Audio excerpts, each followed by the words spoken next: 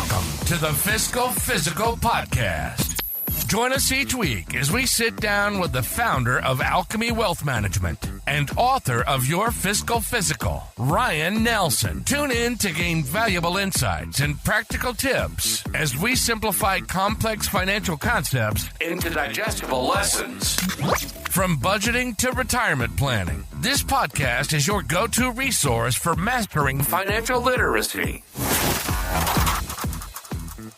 Welcome, everybody, to this week's episode of the Fiscal Physical Podcast. My name is Aaron Hoisington. I am here with Ryan Nelson, founder of Alchemy Wealth Management. Ryan, what's the good word today, man? How are you? I'm doing really well. How are you doing today? I'm doing pretty solid, man. Cannot complain. Appreciate you checking in there. Ready to dive in. How about yourself? You ready to dive in today? Yeah, absolutely. Let's do it. All right, that's good. I got good energy today, so let's see how long that lasts. So, all right, Ryan. So today we're going to cover, and how we're going to kind of do this, and you guys might have, if you've been sticking with us for a long time here, you know, we've covered certain topics previously. I feel like almost every episode we touch on, hey, we talked about this in episode XYZ. So if you guys feel like you've maybe heard this before, like, first off, thanks for listening to those previous episodes. But second, this is going to be a bit more targeted and, just cover some topics that I think are, pretty important, just in the financial world. So today we're going to talk about, the safe withdrawal rate. We'll call it like that, or 4% rule, however you want to kind of target this. But I'm going to go ahead and paint a picture here for you, Ryan. So yeah. We got a couple who may have just retired, and they're asking how much they can pull from their accounts without going broke. So they're wondering, what's the amount? How much can I take out of my savings each year without running out of money? So that's kind of a broad overview. Hopefully, they've done their research before they get to retirement age at this point. But you never know. Everybody's situation's different. So I'm hoping you can kind of break this down of how much can a person normally take out of their retirement each year without running dry. Yeah, so I think the short answer is somewhere around that 4%. So there's something called the 4% rule, which we talked about in the past, and that is a really general rule of thumb of approximately how much somebody could take out of their account. It's certainly not like a hard rule, but it is a good sort of starting point to get a feel. And if you're looking to take 10% out, you're probably not going to be able to. Yeah. If you're thinking you might only take 1% out, you can probably take more, right? So somewhere in that 4% range is roughly approximately what most people can take, depending on, of course, the what the stock market does, their age, and their plan. Sure. Yeah, and you've probably heard the 4% rule before, because I think we've referenced it a couple of times. But just for refreshing, maybe myself too, but where does that 4% number kind of come from? Yeah. And so, yeah, like you said, we talked about this in episode 33, if you want to go back and kind of listen to a deep dive on the 4% rule itself. That said, it comes from this, what I'll put in air quotes, famous study, famous in our industry. Most people probably have never heard of it, but it's from back in the 1990s, so 30 years ago. And it's this famous study where they effectively tested a bunch of different market scenarios and figured out, like, what could you have withdrawn and not run out of money. And so they came up with this idea that then got coined the 4% rule, where they said, hey, 4% is probably a pretty safe withdrawal rate, where there's lots of places in history where you could have theoretically taken this out, 4% that is, and not run out of money over a 30-year window. So 4%, 30-year window using past data. And then it makes the math really easy on our end. If somebody has $1 million saved, 4% of $1 million is about $40,000 a year. Okay. And, you think about, you mentioned like this is a study done in 1990. I think back in 1990, I'm not even sure if we had internet back then, to be honest. That was the year I was born. So hard to say. I think the Berlin Wall might have still been up. So is that number still the right number today? Like, it's a hard thing to say, but I mean, thinking about 36 years ago is when that was, like, is that 4% still the kind of the go-to, if you will? Yeah, I mean, it's definitely, I don't know if it was ever necessarily, I guess it is what it is, and it really is just a rule of thumb back then, and really is just a rule of thumb now. I would say that, yeah, some market conditions have changed. Really what you want to do is take a look at your like specific retirement situation, right? Look at your age, what your risk tolerance, your goals. Obviously, somebody who is 99, if you're 99 years old and you have $5 million saved, you could probably spend, take a little bit out of it. Right. Now, if you're going to try to retire, if you just received $5 million in the sale of a business and you're 26 years old, there's a lot, those are two very different scenarios, and those two 26-year-old and 99-year-old probably would be safer spending different amounts, right? So it really is just like a very rough guideline. And that being said, though, like it's more or less like math, right? Sure. So in a lot of ways, the 4% rule is still a good rule of thumb today. There's been some more recent research out there, maybe suggesting closer to 3.9%. But I mean, if we're just talking about a rule of thumb, 3.9% versus 4%, I'd say, hey, we're pretty darn close there. And as far as rules of thumb go, that's still staying pretty strong. I did see this research article recently. It was from Michael Kitces. He put out, I'll just read it straight from his article. He said, he's talking about the 4% rule, and he says, in fact, by applying the 4% rule, over 2/3 of the time, the retiree finished with more than double their wealth at the beginning of retirement on top of a lifetime of 4% spending. Oh, wow. Half the time, wealth is nearly tripled by the end of retirement as retirees fail to spend their upside. So kind of interesting. So you can see one side of the equation is like, hey, there's some research coming out saying, hey, maybe instead of 4%, it should be 3.9, encouraging a lower rate. But then this other research says, hey, the reality is 2/3 of people who go out spending 4% are more likely to double their wealth than run out of money, which is pretty interesting. And I think if anything else, that just goes back and proves the point that this really is just a rule of thumb, but it is a great starting point. Like, okay, if I have $2 million saved, how much approximately could I be saving? Again, 4% tells me 80 grand. Okay. If I was thinking I needed to spend 150 grand, I probably don't have enough retirement assets yet. If I was thinking I was only going to spend 40 grand a year, I probably have more than enough and can maybe afford to spend a little bit more. So that's really kind of the way I like to think about this 4% rule. Yeah, no, I think that's a solid way, and it's fun to see. I always think about like the constants in like life, and one of those ones is like math. Normally, like that normally holds up like over time. Like it's like, hey, like you don't just figure out like 2 + 2 is 4. It's 4 in 1990. It's 4 now. Yep. Obviously, like this isn't exact math, but I feel pretty good about anchoring to that normally if it's rooted in that mathematical calculation at some point. But going on around that, I mean, like you can probably. I'm sure you get asked the question, like as a financial advisor yourself, like how do you know which number fits you, I guess, or fits a person? Yeah. I think you kind of covered it a little bit, but I don't know if you have anything else like. Yeah, so I think you really do want to build like a financial retirement plan, whether you do that yourself or you hire and outsource that to a financial advisor, but you really do want to build a financial plan, and that's going to look at factors like income and your Social Security, right? It's going to look at your risk tolerance, is going to look at, what's the difference between that 99-year-old we mentioned versus the 26-year-old we mentioned. So you really do want to build a personalized retirement plan to yourself, right? We always say there's like that spreadsheet answer and then there's your answer. And you really do want to come up with the number that's right for you. And you really can, I think, only get to that through building a financial plan. And so modeling this out over time. So I'd start with how old you are, how much money or how long you need the money to last. And then, your income, things like Social Security, your risk tolerance, and all of those, you can start to kind of hone in and figure out, okay, maybe I can start spending a little more than 4%, or maybe I should be spending a little bit less than 4%. Sure. No, I think that all those different factors, I think that once again, hopefully you've been planning for this moment for a while. Oh, yeah, you would hope so, versus like getting to be like, at 67 and you're like, how much can I take out? But right. And I guess that all leads into the question about, I'm sure everybody, you probably get this question a lot, but what happens if the market like tanks or drops right before you or right after you retire, I guess? Yeah. So we would call that sequence of return risk. And so there is a big risk if you enter retirement and there's sort of quote unquote immediately a down market. That is hard on your retirement plan. And that is one of the biggest risks.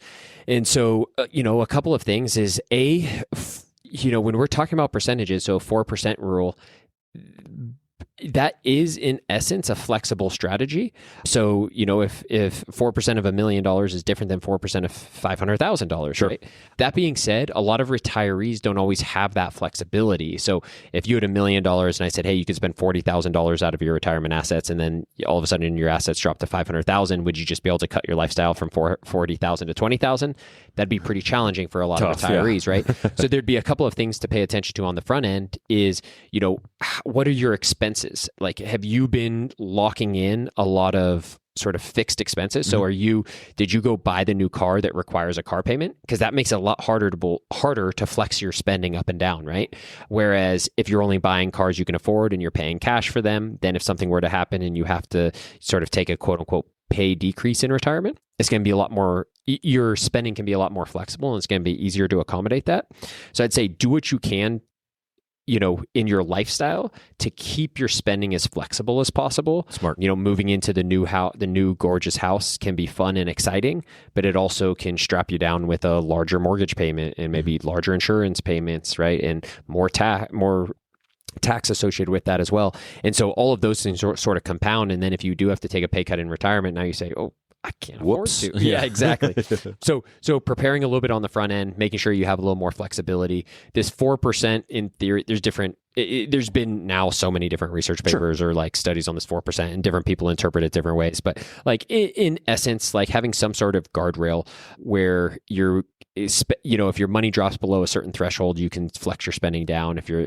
And the flip side is true too. If your account increases above a certain threshold, you should also be able to flex your spending up, right? So we don't run into that same equation that Michael Kitces was talking about in his article, where most retirees are like, more of them are doubling their assets. Yeah. That means they were leaving a lot of sort of quality of life on the table. Mm-hmm. They could have spent more while they were healthy and enjoyed life a little bit more. And so we want to avoid both of those scenarios where we could both run out of money, and we want to both avoid running out of money and passing away with too much money, right? And so having these guardrails and being flexible with flexing our spending up and down is both valuable. Yep. No, I think that's super well said. Now, kind of the I don't want to call it the $1 million question, because I think we've done a lot of good questions here, but like, how does that actually become money in my bank account? Like, I have my retirement, everything, and then it's like, oh, how do I actually get that money to spend? I mean, maybe that's a pretty simple question, but I think I'm like, that's an interesting one. Yeah. I always talk about this as like we call it like a retirement paycheck with our clients.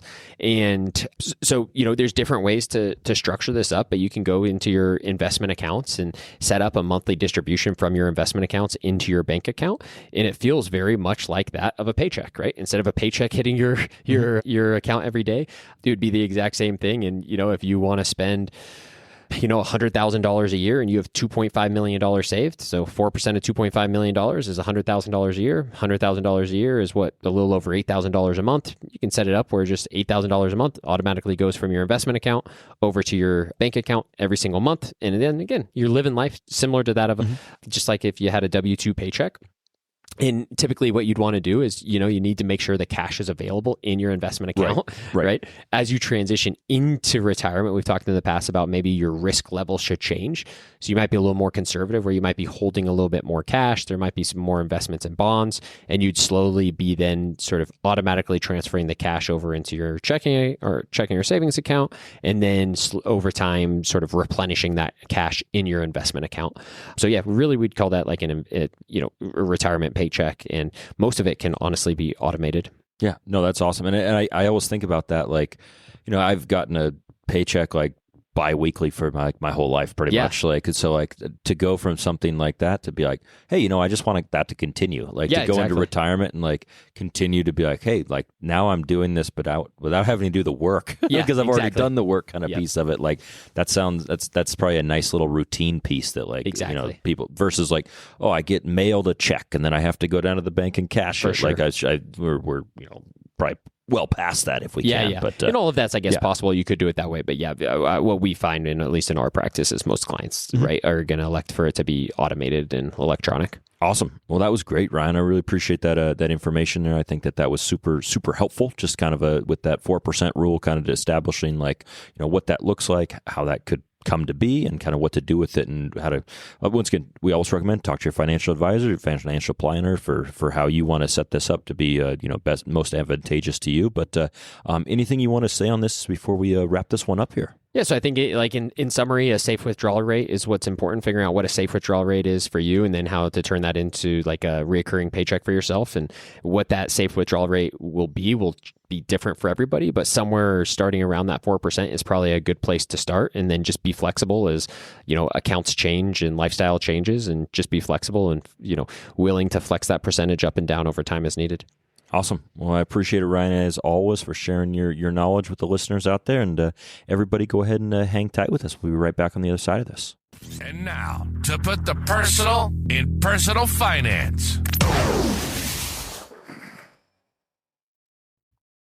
Welcome back, everybody, this side of the Fiscal Physical podcast. We're here on the personal section here. And so, Ryan, I got a question for you. You ready? Let's hear it. All right. What's one purchase or experience you've decided is always worth the money no matter what? So we've kind of covered similar questions like this in the past, but they all kind of run together here, and obviously our lives change over time. So I'm really curious, like, what your answer is to this on one purchase or experience you've just decided, hey, I'm going to spend the money on that. Yeah, I think most experiences are worth it. And yeah, I'm a big experience guy, but from a purchase standpoint, I'm comfortable, I guess, splurging, if you will, on my watch and my phone. I use them both every day. I wear my watch like 24 hours a day. I sleep in it. It's a Garmin GPS watch, and my phone, I probably have it with me too much as well, right? But those are things that I use, like, I feel like all day, every day. And so, I'm not like trying to chase a $20 savings on that or something. If it's something I'm going to use all day, every day, I'm comfortable spending a little more to have like the best or at least a tool that accomplishes what I want there. And then kind of a more unique splurge, I bought one of those cooling mattress pads. Have you seen those? Yeah, absolutely. Yeah. So it's like it's just a pad that goes on top of your mattress that has water that runs through it that cools or heats, depending on what your preference is. But I sleep pretty hot in general. And so I can set that thing up, and yeah, it's worth like every penny. It's so nice. It's just like keeps your bedroom, or not your bedroom, just your bed, I guess, so consistently like climate controlled, and it can adjust the temperature throughout the night and stuff. So I absolutely love it. What about you? Yeah, no, those are great ones for sure. Yeah, there's two pieces. One is my phone. Like I just use it all the time. Like it's just what it is, that technology piece of it. And I for the longest time, like I was the proponent of like, oh man, like I don't want to like have my phone slow down, like it gets like old. And so I was trying to stretch these things out. And now I'm to the point where I'm like, well, I can't miss a call from my kid's daycare because, my phone didn't pick it up or something like that. So like I definitely, I try to stay constant with that and make sure I, keep it as running as smoothly as possible. Another thing that I'm a big proponent of is I treat my vehicles really well. I think that like it's pretty important to, if you get the oil changed, frequently, you get your tires changed, get everything, do the regular maintenance, maybe spend a little bit more if you take it to the dealership or a specialized mechanic to make sure everything's being done right. Yeah. I just think that my wife always gets on me because she doesn't really think like that. She's like, oh, it's fine. 5,000 miles is just a recommendation for oil change. And I'm like, yeah, but I'd feel better knowing that like the 5,000 miles, I'm going to get it changed and it's going to continue to run well and such too. So I spend probably more money than I maybe should on vehicle maintenance, but I always sleep better that, knowing that on the road, I'm like, cool. Like if something goes wrong, I've done my due diligence. It's not like negligence that I my tire blew out. That sounds a lot like investing to me, right? You're investing in the car's future, and it has this compounding effect where, if you have a brand new car and you let the oil, you go a little longer than you're supposed to for the oil change, are you going to notice it that year? Probably not at all, but will it have a small incremental increase in wear and tear that might compound over 10, 20, 30 years? Sure. Probably, right? Yeah. Or at least in this analogy, we'll say so. Yes, so astute licensed and trained mechanics here. Exactly. So, but I think I think that actually has a great analogy coming back to investing. And as far as I'm concerned, you're investing in the vehicle, and over time, you don't notice any single time you take your car to the, have maintenance done, you probably don't notice. But yeah, I'd be curious to see how that compounds over time. And Yeah. Hope so too, man. And I also just don't like having a car payment either. So whatever I could do to extend the life of these vehicles, I'm like, it's better. I'm going to pay the extra $200 here versus pay $800 a month for the car insurance or the new car payment. So it's kind of fun there. So awesome, Ryan. Well, appreciate you sharing your insight with us here. And for a deeper dive on what we covered in the first section here, go back and check out that 4% rule, episode 33. If you guys want to go back and reflect, kind of compare it to this one. Hopefully you can match up the two to get what you'd best like out of it. And Ryan, I'll leave it up to you to take us out here. As always, stay the course. Thank you for joining us for the Fiscal Physical Podcast. Until next time, happy listening. And as always, stay the course. If you have a question or topic suggestions, please email us at podcast@alchemywealth.com. If you enjoyed today's discussion, subscribe to the podcast to ensure you never miss an episode. And consider leaving us a rating and review on your favorite platform. This helps other listeners like you find the show. For more resources, you can visit Alchemy Wealth Management's website at www.alchemywealth.com or find your Fiscal Physical, the book, on Amazon.